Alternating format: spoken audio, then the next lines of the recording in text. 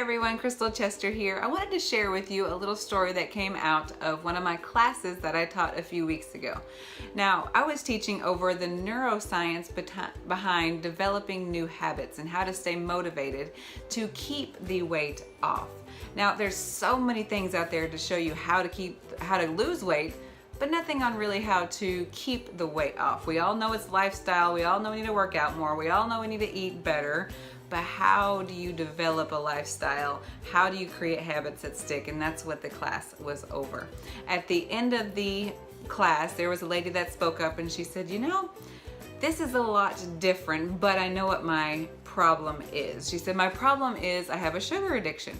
I can do Whole30, I can do Atkins, I can do keto because I've done all that, and I still have the sugar addiction. I can say goodbye to sugar for a while, but if I just want a morsel of something, it turns into a whole pie.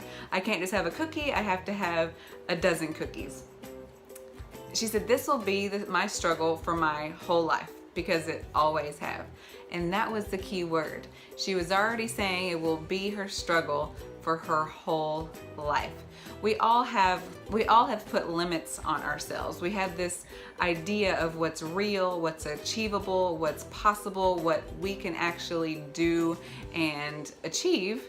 And she had already put that limit on herself that it will always be a struggle. You have to renew your mind. You have to change your mindset. She didn't realize or know, and she hasn't sought out people who have overcome sugar addictions, who do live on the other side of an addiction. And not that they have to completely forget that they were addicted to something. Yes, sugar is naturally addictive. It affects the pleasure centers of the brain. A study shows that it's even more addicting than cocaine. So I'm not saying that she can one day just totally forget that sugar is naturally addicting, but she doesn't have to struggle with that her whole life.